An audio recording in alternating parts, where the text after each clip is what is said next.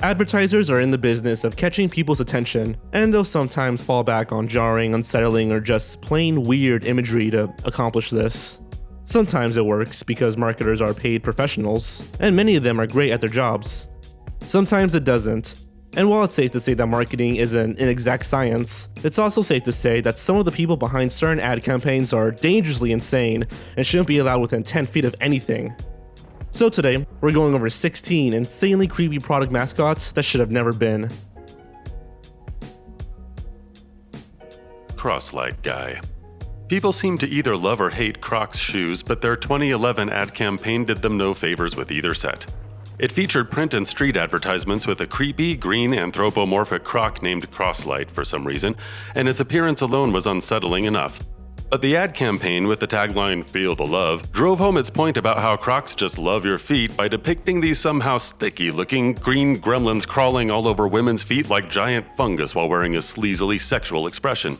The campaign was not a success. Perhaps it was because of the terror. We're thinking it was the overt sexual terror. Big Fig from Fig Newtons. This series of ads from the 70s feature an aggressively jovial fat man in a fig costume, dancing in a way that can only be described as hurtful, speaking about Fig Newtons. The image is unsettling enough on its own, as in the spots where Figman just twitches about on a backlit stage.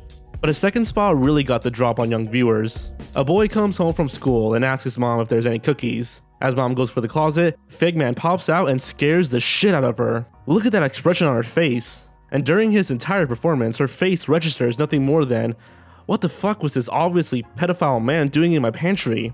And how long was he there for? Wrap the inside and the outside is a good darn tootin'. Doing the big Fig Newton. Here's the tricky part. The big Fig Newton. One more time. The big Fig Newton. The Jolly Green Giant. Many viewers are probably vaguely familiar with the Jolly Green Giant as a distant, looming, Santa Claus quoting pea mascot from old commercials. What you may not know is that in even older commercials, the Green Giant was less of a friendly presence and more of a goddamn nightmare. In these old black and white spots, the announcer will extol the virtues of peas and corn as the camera pans over a meadow, then this thing appears. We don't care if it's supposed to be smiling and waving. Like all its motions, the wave is stiff and unnatural, and that's not a smile, it's a fucking leer. This is why a generation of children grew up having to be literally forced into eating vegetables. Domino's Noid. You may remember the Noid, ruiner of pizzas, from old Domino's pizza commercials of the 80s and 90s. You might have found his claymation antics and shrill nonsense utterings a little bit creepy, and we certainly did. But did you ever wonder why Domino stopped using this mascot? In 1989, a man named Kenneth Lamar Noid held employees of an Atlantic Domino's hostage for 5 hours. Being mentally ill, Kenneth believed that the ad campaign was a personal attack on him, since they both share the name Noid. At any rate, Kenneth spent 3 months institutionalized before committing suicide in 1995. Enzyte's Smiling Bob. Enzyte is one of those all-natural male enhancement pills that are made out of bullshit and shame. In this inspired ad campaign, we get Smiling Bob. We're supposed to think Bob is smiling because his stuff works again thanks to Enzyte. But no, we're pretty sure Bob is smiling because he just killed 6 of his neighbors, ran over a dog on the way to work, and he's now thinking about how he'll spend his workday shopping for child slaves on the dark web. We always knew these pills were a scam, but now we know it's much more sinister than we thought. And also, who's behind it? The fucking Joker. Midas Golden Hand. Midas Mufflers is named that way because of King Midas' golden touch, which would actually be a good horror show if you think about it. So, some genius ad executive conceived of a recent campaign featuring a floating, talking golden hand. Now, if this apparition appeared to any one of us, not one word would be out of our mouth before we ejected ourselves from the car's windshield and ran away screaming until our hearts exploded. But not these people. They like the creepy floating hand. They love the hand. Why? Because they're on drugs, look at them. They're in some nightmare dystopia where the lawns are trimmed, the floating hands offer wise counsel, and you must take all of the drugs. Grobbleduck of Smith's Chips. This campaign from overseas for Smith's Chips seems like it would have had the opposite of the intended effect. After all, if a stout, ugly little monster with blinding super speed was obsessed with our favorite chips, we'd probably just find another brand. But for 10 years, this freaky little imp called the Grobbledock harassed and startled consumers out of their Smith's chips while nobody did a damn thing about it. This ad campaign seems like enough to put some people off of potato chips entirely, but it originated from Australia, where they love horrifying things, so it was highly successful. Dairy Queen lips. For years, Dairy Queen ran spots featuring a set of disembodied, floating CGI lips placed into Fox comical CGI situations while going off about how awesome Dairy Queen's food is. Even though, come on, the food is the last reason why any of us go to Dairy Queen. I personally like the banana splits a lot. The voice is inoffensive and the tone is pretty upbeat, so we can't put a finger about why this freaks us out so much. It could be the oddly accurate expressiveness of the shiny, impossible CGI creation, a dash of uncanny valley weirdness that seems inappropriate to selling fast food, or just inappropriate in general. I don't want to look at this thing anymore, just move on. Number 8. Digger from Lamisil. It's tough to make a commercial about fungal nail infections without grossing out viewers. The phrase fungal nail infection is gross, so you don't have to actively try harder to gross them out even more. Lamisil marketing execs skipped class the day this was discussed. We assume they cover that, but look at this thing. Give it a little more texture, drench it in shadows, and you've got the antagonist of the next 6-installment horror franchise, and now it's peeling back some guy's goddamn toenail, squirming up under there, and several viewers with very specific phobias are just fainting the fuck away. People with nail infections don't need to see this. Nobody needs to see this. We're thinking those marketing people skipped class all the time because they were drunk and mean. The first Ronald McDonald. McDonald's has its ups and downs when it comes to advertising, and its first crack at Ronald McDonald was not so much iconic mascot as it is just straight up horror. With glazed dinner plate eyes and a plastered on smile, it tells an off-screen narrator who wants to introduce him to the kids that they've already met, at which point every kid watching screamed, "What the hell is that?" It goes on about McDonald's burgers while stiffly articulating weird alien gestures, ending by threatening young viewers that it wants to, quote-unquote, have lots of fun with them before lurching off across the parking lots and into their nightmares. This incarnation of Ronald McDonald didn't last very long, which we know because the franchise continued to exist. Happy from McDonald's. Hey, them again. Nearly 50 years and 0 lessons learned later, McDonald's introduced its newest mascot for its kids' meals, Happy, the anthropomorphic talking Happy Meal box with serial killer eyes and human teeth.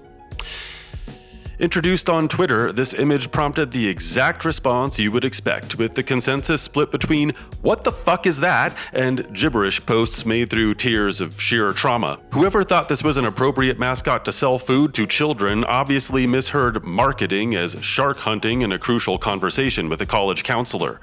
Whoever designed this atrocity shouldn't be let anywhere near children or a media platform of any kind, but we'll bet they could kill the shit out of a shark.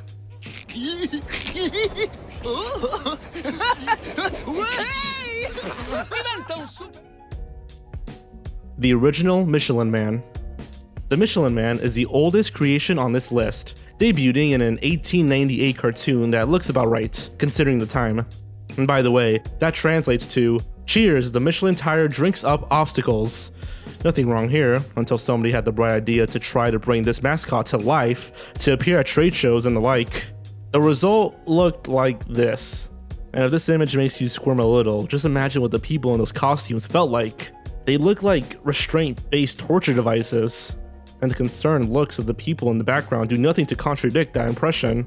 It's fortunate that the mascot soon became completely animated, or Michelin may have long ago had to shift from making tires to making bondage gear.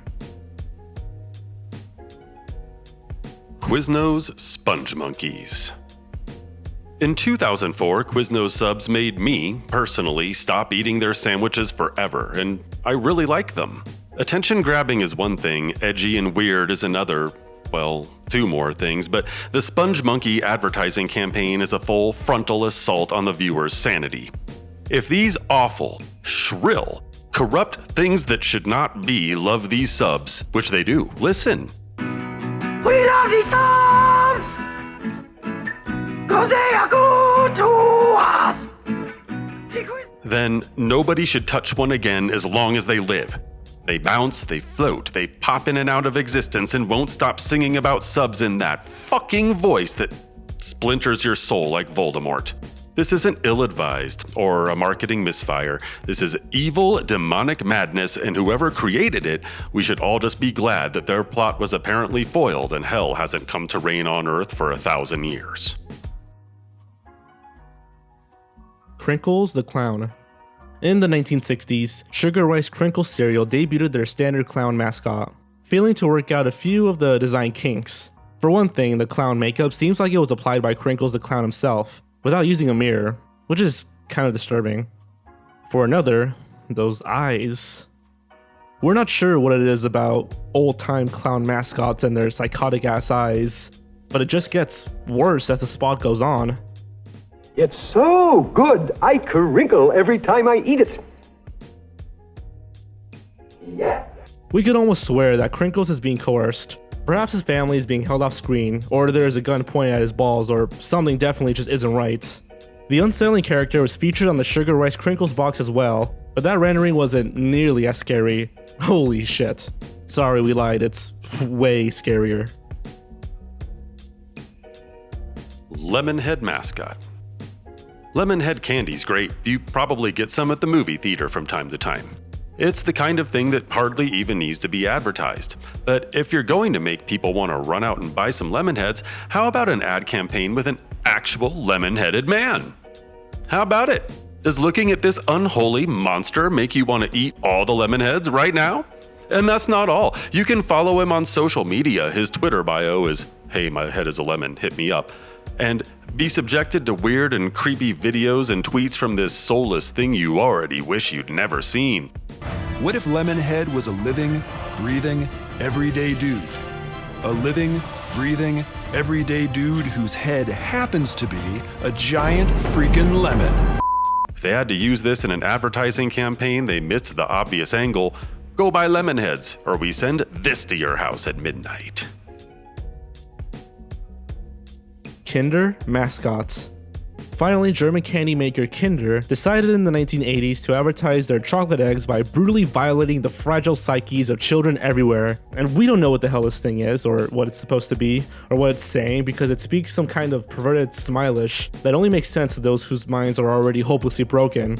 But it sure is happy and excited, and you can tell because it's talking louder and faster and higher, and it's getting all worked up.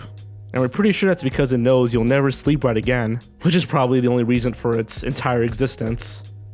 Well, that and to sell chocolate eggs.